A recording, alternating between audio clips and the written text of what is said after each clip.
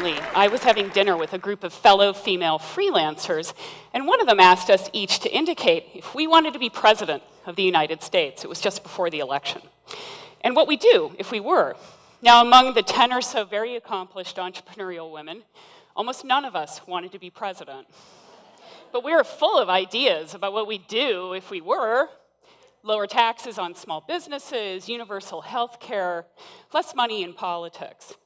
Then our young male waiter, who was about to go into the Marine Officer Corps, came to give us the check, so we asked him the question. He never hesitated in saying he wanted to be president. I wish this was an aberration, but it's not. In 2011, as Rachel mentioned, I gave a talk about women in media at TEDx Albuquerque, and I shared some of the abysmal statistics. We're just 24% of subjects in news stories, and just about 20% of experts in those stories. Despite our many strides, women are still only about 37% of newsrooms. So even in stories that directly impact women, like abortion, Planned Parenthood, women's rights, reporters still tend to turn to male sources. This is a content analysis by the Fourth Estate of campaign coverage of those issues in major media outlets. Those small pink areas, you can get an idea of how much women were in those stories. So when my talk went national earlier this year on TED.com, I got a ton of online comments, many of them very supportive, many of them very trollish. We'll get to that in a minute. One guy started a side conversation called Feminism, Right or Wrong?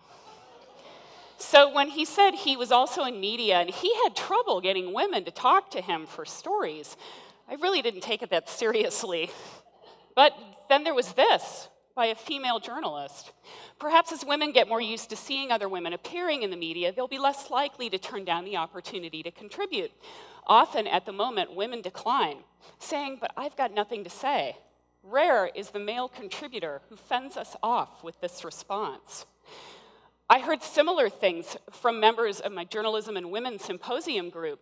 One member likened it to girl pause, when girls stop raising their hands in school. She said they usually do that for 3 reasons. They want to make sure they have the right answer, or they just don't want to engage, or they're afraid of giving the wrong answer and looking stupid. So I realized I needed to look at the other side of the equation. Why weren't more women willing to talk and be experts in media? So my first talk was a call to action to media to get us to think about what stories we're missing by not having more diverse newsrooms. This time, I'm reaching out to all women. There's an idea called the Golden Rolodex. It's those sources we know we can get to, and we've got to file that story, produce that spot in the next hour. Women need to be in those Rolodexes.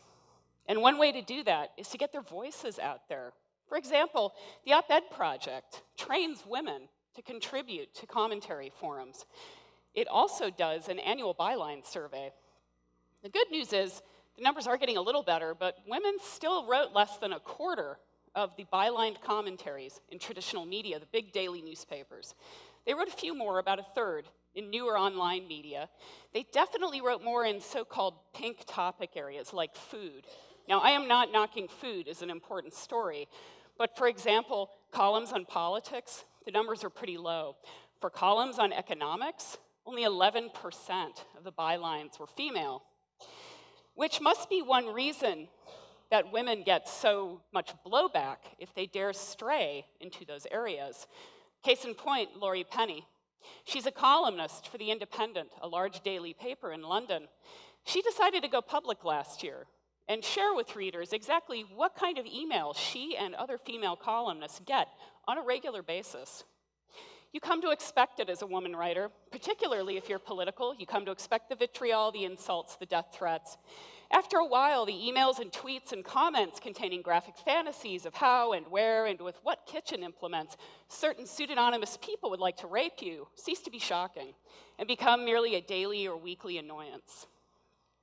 Now, I'm sure that columnists like Paul Krugman and Nicholas Kristof at the New York Times get a lot of vile, hateful email. I'm guessing when they criticize neoliberal economic policy, as Ms. Penny did, They don't get emails saying they should be made to perform oral sex on a row of bankers at knife point. And God forbid women delve into sports. Jennifer Gish wrote a column criticizing the behavior of Buffalo Bills fans at the Albany Times-Union. These are just some of the cleaner comments she got. So how does it feel to be both a woman and so wrong about football? I guess those two go hand in hand. Yet seen some photos of you, and you're as ugly as your story about we Bills fans. Maybe you should stay in the kitchen next time. It makes me feel like the comments I got on my own TED Talk were mild by comparison, although I did learn a new word.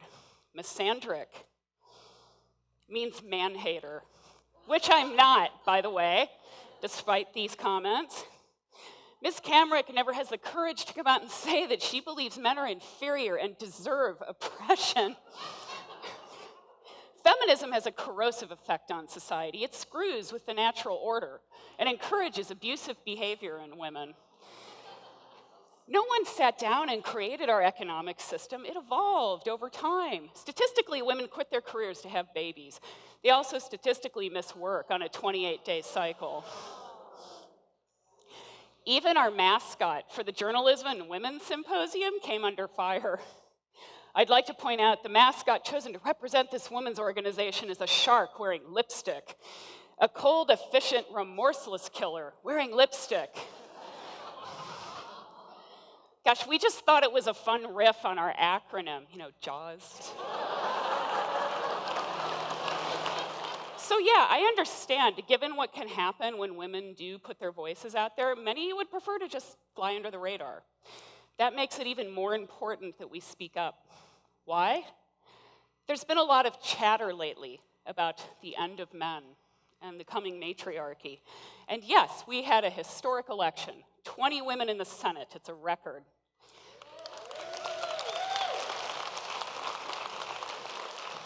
But remember, with the House and Senate combined, women still hold just 19% of the seats. So if the end of men is nigh, why, as Stephanie Coontz asked in the New York Times, do men still control the most important industries and make up most of the spots on the list of the richest Americans? Why are only 4% of CEOs at Fortune 500 companies female? Why do women still make less than men with similar education and skills? The American Association of University Women did a study recently. They found that women start making less than men right out of college. That snowballs into some serious lost income. Over a 35-year career, women make an average of $1.2 million less. There are many reasons why women haven't moved into more leadership positions in business and in politics, but I'd like to talk about media because whether we realize it or not, that's what informs our idea of what's normal, by what we see, read, hear, watch on TV, online, in newspapers, on the radio. If we don't see or hear or read women opining or offering their expertise on a regular basis, it doesn't become normalized. I have a lot of good-natured disagreements with a colleague who says it's just a matter of time before women pull equal with men or surpass them in promotions and in salary. It's already happening, he says. Just give it 20 or 30 years. I don't want to wait that long. And we need your help. When media come calling, talk to us. But you don't have to wait for us either. Write a letter to the editor. Write an op-ed, blog. Check out SheSource. It's an online database of female experts for reporters. Put yourself up on helpareporterout.com. Help us give the world the whole picture. Thank you.